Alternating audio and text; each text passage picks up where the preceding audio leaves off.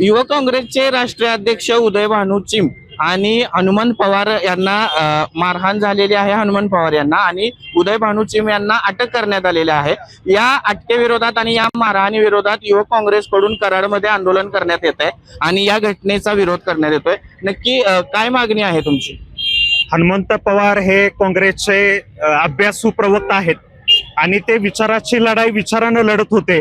एका वाहिनीवरती ज्यावेळी चर्चा होत होती त्यावेळी छत्रपती शिवाजी महाराज किंवा एकूणच काँग्रेस पक्षाची भूमिका ते ताकदीनं मांडत होते.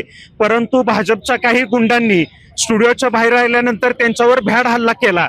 जवळपास 5-6 जण त्या ग्रुपमध्ये होते आणि त्यांनी अमानुष मारहाण केली. एकाच्या कमरेला पिस्तूल होतं आणि शासनानं किंवा पोलिसांनी त्या 5-6 जणांना बोलवून घेतलं.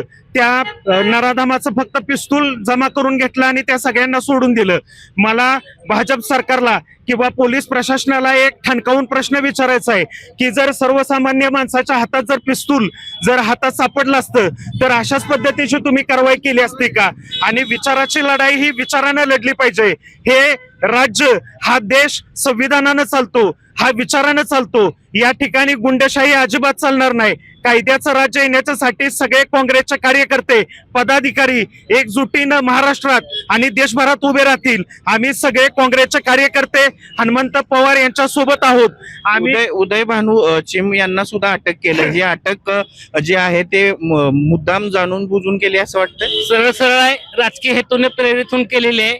AI समिट मध्ये काय झाले, भारताची किती नाचक्की झाल्या हे सगळ्या देशासमोर आहे, जगासमोर आहे. असं असताना सुद्धा जो माणूस सत्य बोलेल त्याला धरायचं आणि तुरुंगात टाकायचं. यांनी सरळ सरळ हा अजेंडा राबवलेला आहे. हा म्हणजे लोकशाहीचा एक प्रकारे खून आहे. विरोधात कोण बोलायला लागलं सत्तेच्या की त्याला केसेस घालायचे ना अटक करायचं, हे त्यांनी पॉलिसी केलेली आहे. तर ह्याच्या विरोधात आम्ही दुसरी क्रांतीची लढाई लढणार आहे. ही लोकशाही, भारतीय संविधान आणि भारतीय स्वातंत्र्य वाचवण्यासाठी काँग्रेसच्या माध्यमातून दडपशाही सुरू आहे का?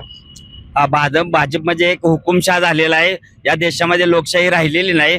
लोकशाही मार्गाने जर एखादा आवाज उठवायला लागला तर त्याला दडपण्याचं काम भाजप सरकार करत आहे. उदय भानू चिम यांनी सुद्धा आंदोलनाचा मार्गाने, महात्मा गांधीच्या मार्गाने आंदोलन चालू असताना सुद्धा त्यांना अटक केलेली आहे. तसेच हनुमंत पवार सुद्धा आपले मुद्दे व्यवस्थितपणे चॅनलवर मांडत असताना सुद्धा त्यांना बाहेरून मारहाण केली. तर या हुकुमशाह भाजपचा आम्ही निषेध करण्यासाठी आज आंदोलन करत आहे. जर हे प्रकार थांबले नाहीत तर युवक काँग्रेसची पुढची भूमिका काय असेल? जर हे प्रकार थांबले नाहीत तर युवक काँग्रेसचं आता आंदोलन पूर्ण राज्यभर प्रत्येक तालुक्यामध्ये प्रत्येक गावामध्ये आंदोलन होणार आहे.